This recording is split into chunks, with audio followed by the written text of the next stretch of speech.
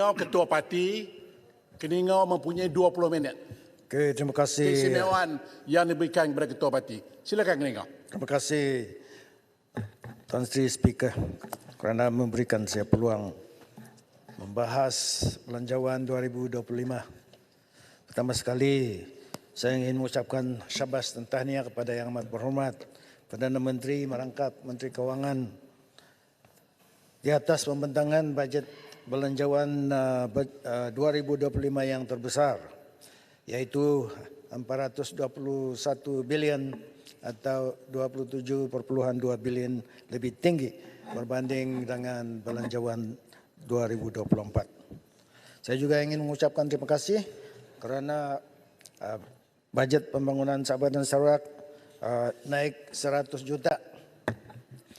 Namun jika dilihat secara keseluruhan, ia hanyalah 7.8%.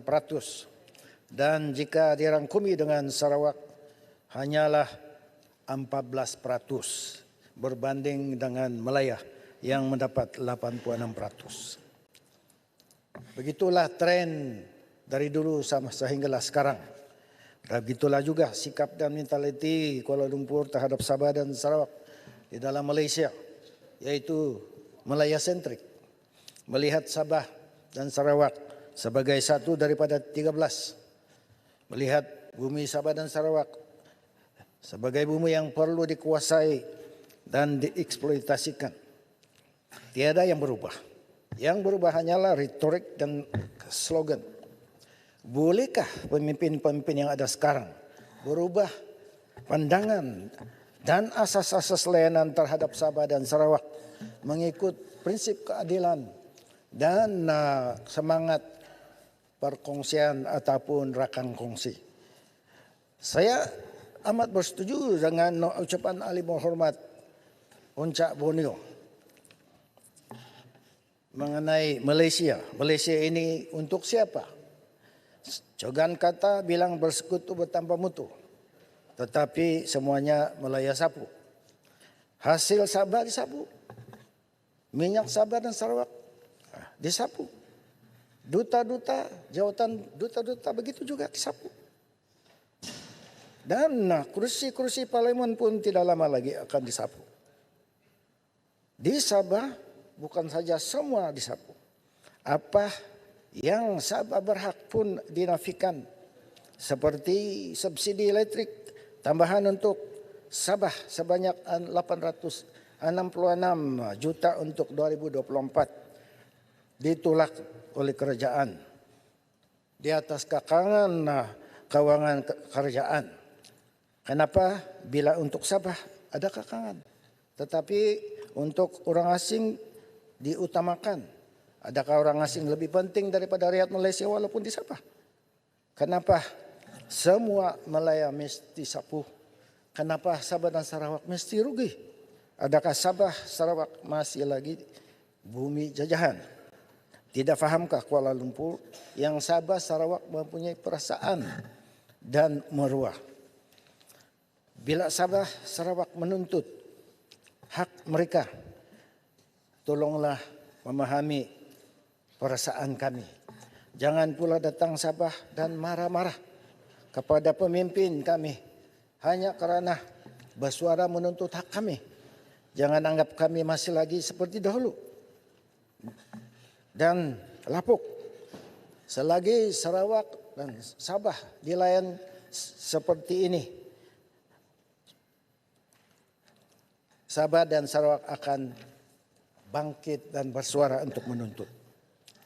Apa guna menubuhkan Malaysia yang ada perjanjian Malaysia tetapi tidak dihormati dan dilaksanakan? Kenapa mesti tunggu 60 tahun baru pura-pura melaksanakannya? Apa guna perlembagaan kalau kita tidak hormatkan perlembagaan dan melaksanakannya? Izinkan saya menyampaikan satu pantun. Apa guna buat janji kalau janji tidak ditepati? Kerajaan sudah bertukar ganti. Semua cakap begini-begini. Yang jadi sama saja begitu-begitu. Iri. Dan Sri Speaker, hak 40% hasil Sabah perlu dimutamatkan. Kenapa mesti tunggu lama untuk melaksanakannya, sedangkan Perdana Menteri telah memberi jaminan untuk melaksanakan hak-hak Sabah dalam perlembagaan dan perjanjian Malaysia.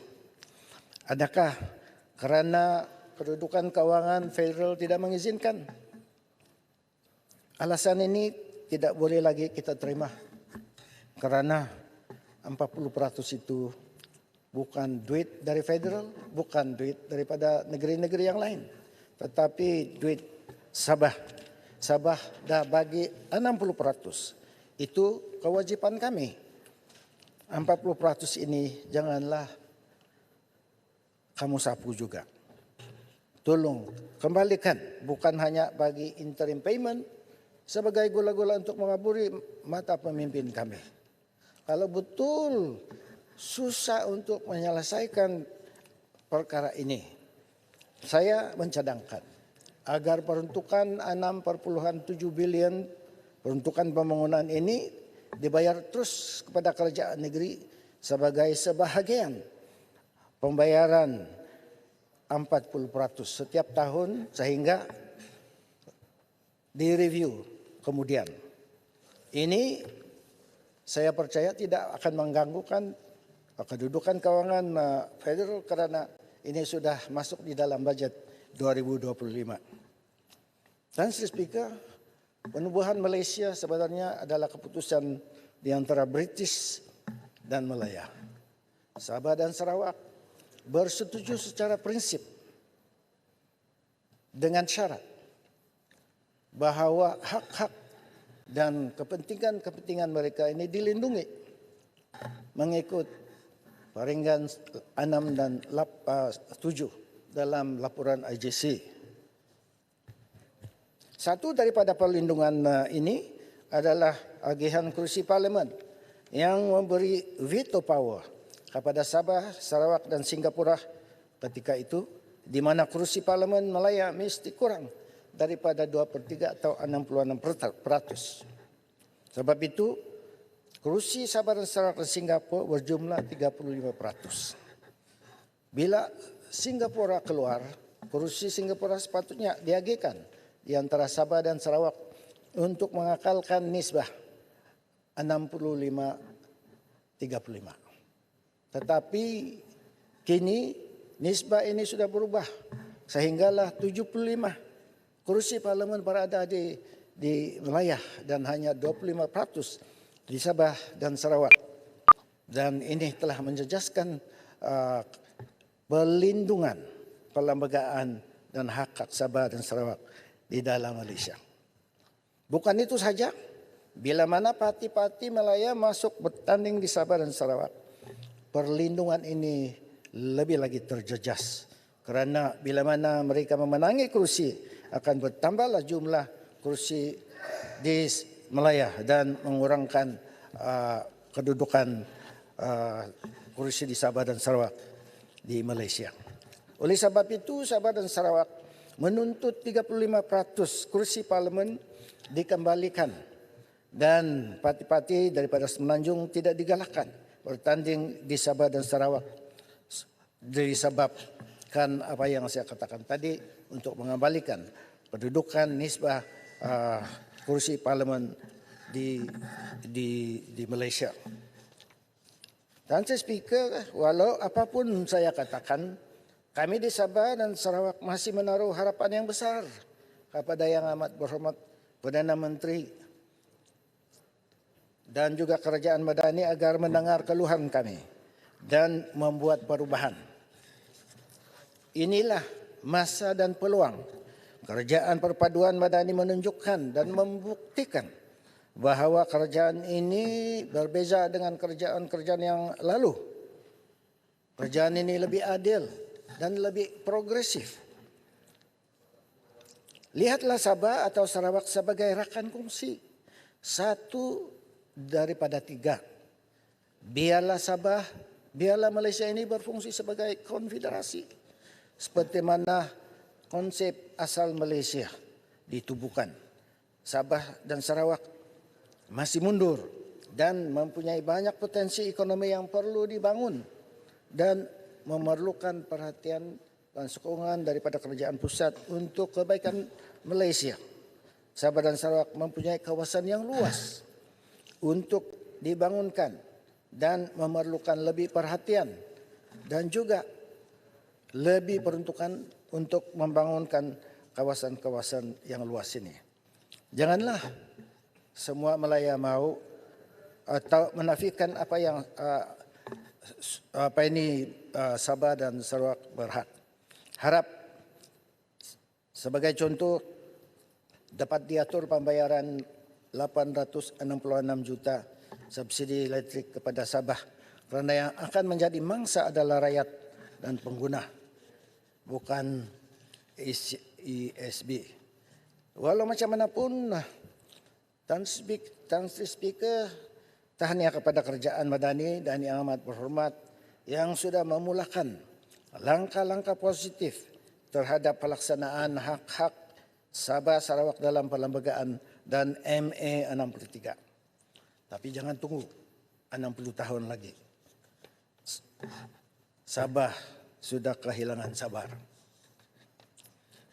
Tan Sri yang dipertua ada lagi beberapa isu-isu dalam belanjawan 2025 yang perlu perhatian dan tindakan.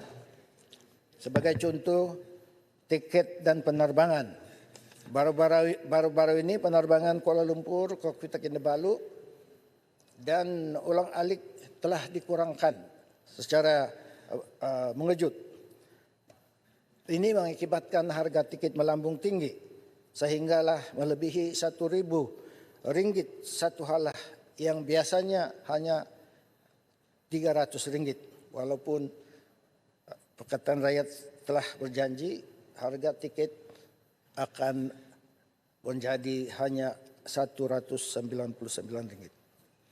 Perkara ini juga telah ditimbulkan dan dibangkitkan oleh yang berhormat ahli daripada Sri Aman dan ahli daripada Kinabatangan. Perkara ini telah mengurangkan jumlah pelancong ke Sabah dan menjejaskan ekonomi setempat. Diharap kerajaan dan menteri yang berkenaan akan mengambil tindakan untuk menangani isu pengurangan penerbangan ini dan harga tiket yang melambung tinggi.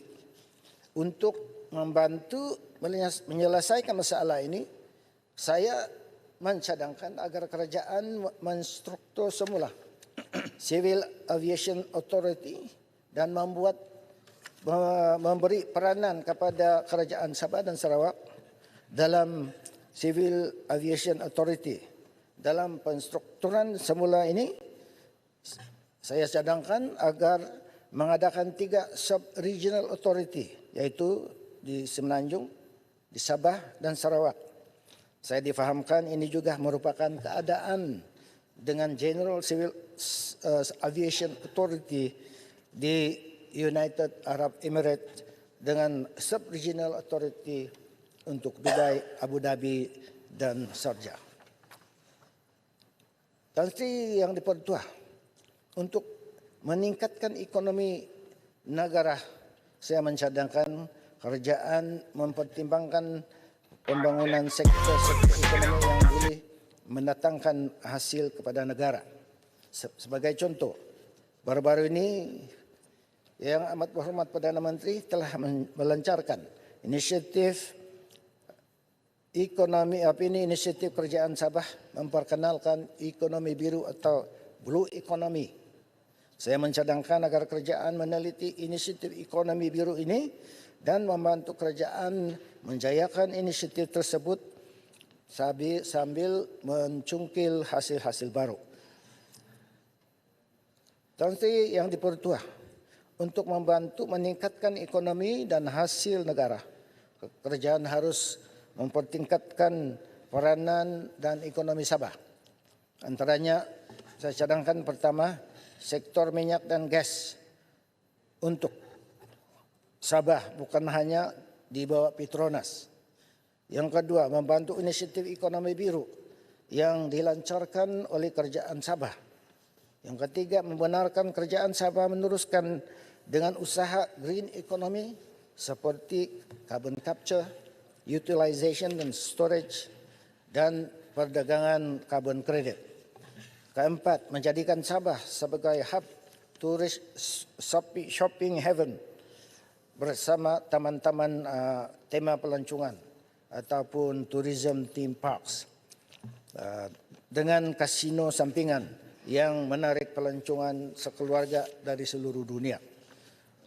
Yang kelima, membina laluan kereta api baru ke pelabuhan Sepanggar daripada pedalaman Keningau dan laluan baru dari Sabah ke Brunei dengan merancangan melebarkannya ke Kalimantan kemudian hari.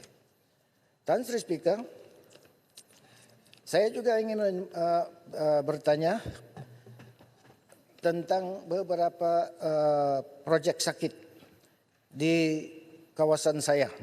Satu daripadanya adalah Hospital Tambunan yang di mana kontraktornya telah bertukar ganti tetapi hasilnya sama juga dan sampai sekarang orang sakit tambah sakit kerana hospital sakit.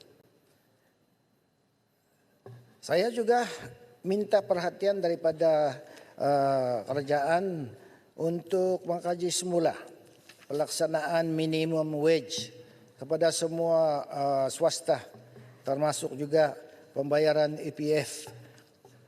Kerana saya percaya ini akan menjejaskan small medium industry dan kalau ini diteruskan saja kemungkinan besar ramai yang akan tutup kedai.